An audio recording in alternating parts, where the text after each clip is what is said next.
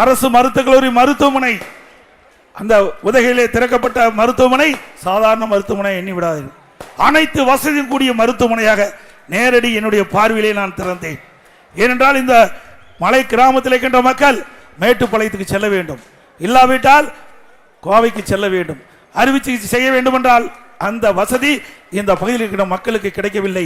ஆகவே தரமான அறுவை சிகிச்சை கிடைக்க வேண்டும் என்ற அடிப்படையிலே, ஏழைகளுக்கு கிடைக்க வேண்டும் என்ற அடிப்படையிலே அரசு மருத்துவக் கல்லூரி மருத்துவமனை கொண்டு வர வேண்டும் என்ற அடிப்படையிலே சுமார் 400 கோடி மதிப்பீட்டில் அந்த திட்டத்தை கொண்டாந்து நிறைவேற்றி இன்றைக்கு ஏழை எளிய ஒடுக்கப்பட்ட தாழ்த்தப்பட்ட மக்களுக்கு அறுவை சிகிச்சை செய்ய வேண்டும் என்று சொன்னால், நவீன முறையில் அறுவை சிகிச்சை செய்ய வேண்டும் என்றால் அதற்கு தேவையான அனைத்து மருத்துவ உயர் கருவிகளை நாங்கள் வாங்கி கொடுத்தோம், இந்த மருத்துவமனை கொடுத்தோம். அதையெல்லாம் இந்த ஆட்சியில் முழுமையாக செயல்படுத்தல. இன்றைக்கு விடியா திமுக ஆட்சிக்கு பிறகு மருத்துவ கல்லூரி மருத்துவமனை திறந்தாங்க, போதிய டாக்டர் நியமிக்கல, செவிலியர் நியமிக்கல, மருத்துவ உதவியாளர் நியமிக்கல.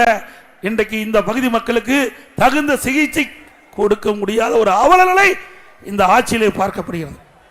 இந்த பகுதி மட்டுமல்ல, அனைத்து இந்திய அண்ணா திராவிட முன்னேற்ற கழக ஆட்சியிலே பொறுப்பேற்றவுடன் இன்றைக்கு பல கல்லூரிகளை திறந்து சாதனை படைத்த அரசாங்கம் அண்ணா திமுக அரசாங்கம்.